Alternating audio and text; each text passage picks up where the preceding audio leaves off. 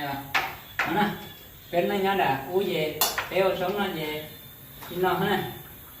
nó cây nữa rồi ta tỏ hay cây tàn kho thì để nó sẵn nè thì muốn để nó thành thì gọi cho cá theo ô nó là u gì tỏ gì cơ gì đâu nhỉ chết sải à cho cái nó ha thì xử lý mới chọn đi qua cái đó cho nó thì cá sấu lớn này là cũng là mình đi qua cái đó rồi nhé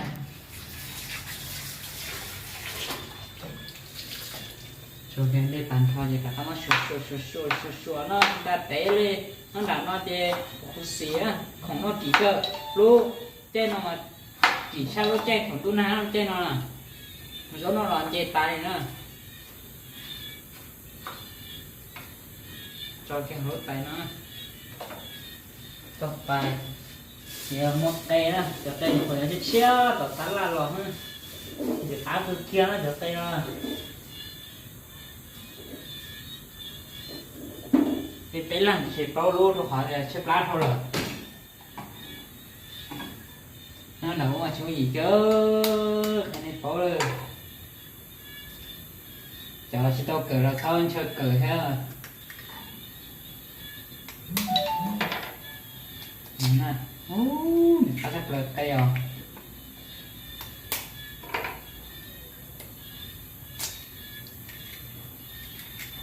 ta thịt tia nè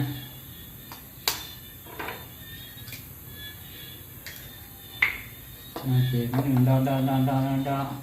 nó cắt luôn chị tôi cũng ngon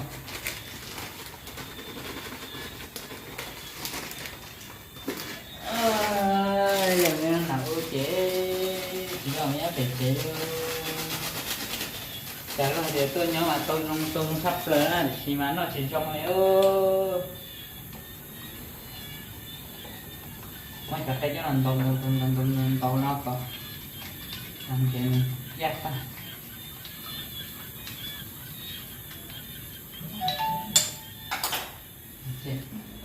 dẹp phai á bây giờ phải cho ok với chân hết đi rồi con chờ rồi đúng rồi cho có hơi lửa chứ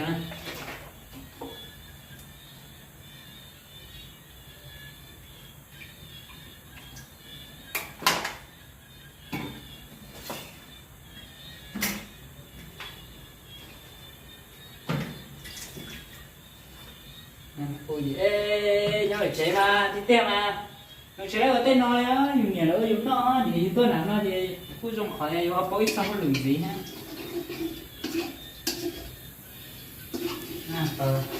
nó mua cái gì mua cái cho kia ha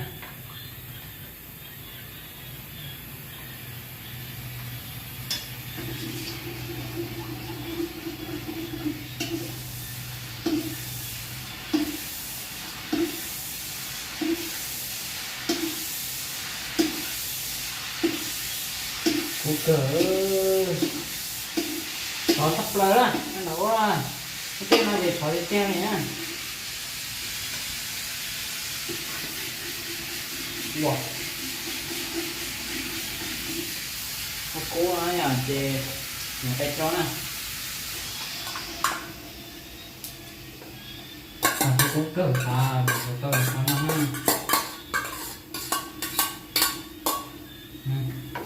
giờ hơi cây cua thế cho cây rùa tay đèn thế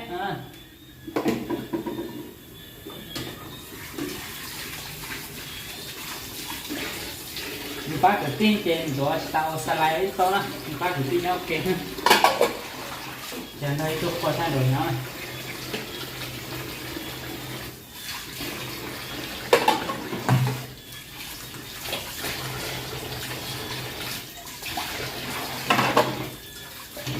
tôi sản xuất đi một số rồi một thứ là không chơi tới ô nó cái toàn nhẹ nó chỉ ô lượng trong tôi toàn nhẹ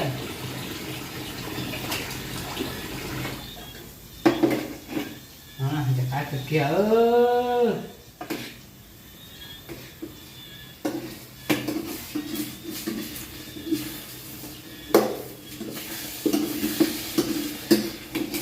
Chứ với về sau về bên trên này.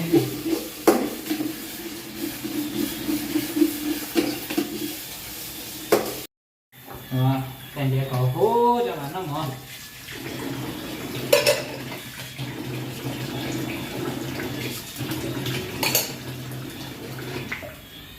Chia tụi tên nó nhá đậu chị phú bên này nè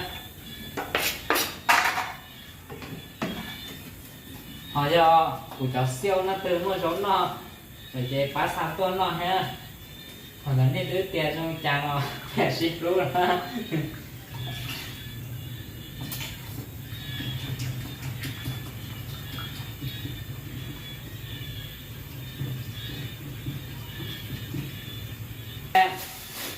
bây giờ hắn là khá sắp rồi á, nhưng mà hắn nói để ta ra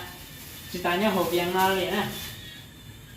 hắn nói thì này bé khác thì tôi nữa, nó sủi nó cho có chiêu nè, khá sắp rồi, cứ chỉ mua có khả năng nhịp bỏ cho nó những thứ chẳng lo bắn dầu nè, nó nhớ hành động là chúng mình chỉ chơi.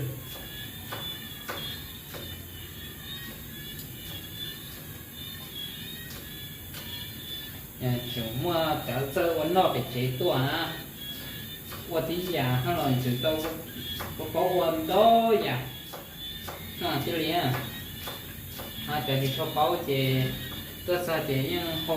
hồi ký rồi nè, qua cho là chỉ sơ tay nó nè.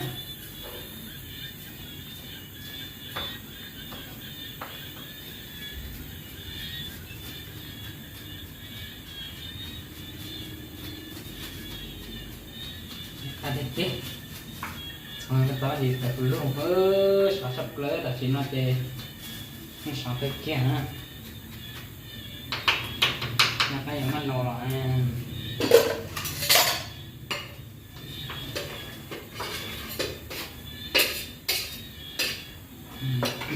trục cái gì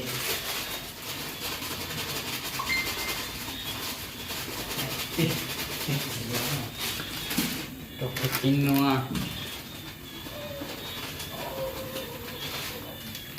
Ok.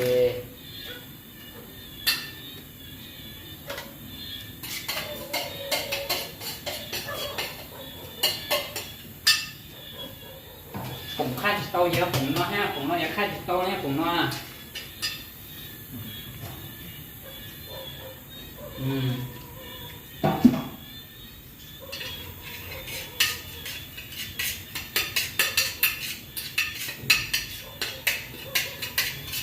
Nhưng đây là chuyện cá nên chỉ xin được cái mà cá sắp lờ á, tại có to theo cái của nó hết thì giờ năm bậc ý kìa nè, rồi ba thì cái trong ở đó nè, khô tao nó gì, tao nó ha.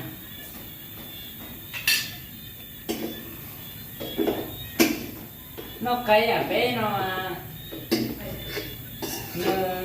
tôi không trồng ha, không phải là nhia ha,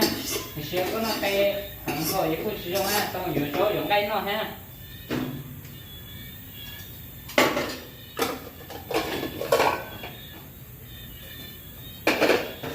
Bây giờ tú tài ha, thì bé là tài ha, bé nè.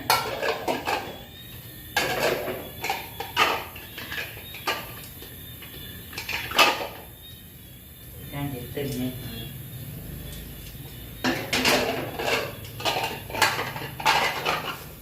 Quậy đang để đây, để hắn nó. Ok.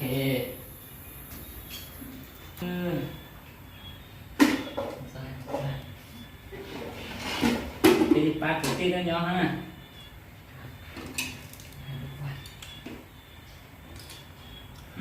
Cái kia nè, con gió nào.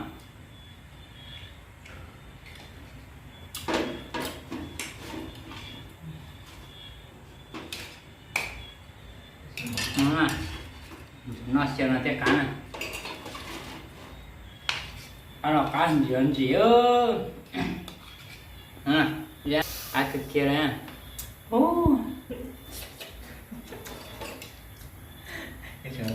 cá cơn nó to hết chẳng còn lách hết đó nó đã út ra cá em một con to là vô tú con to cái tú tay to nó còn to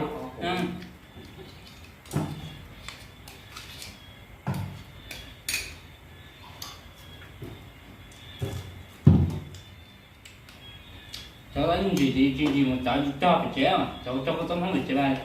chỉ sát nó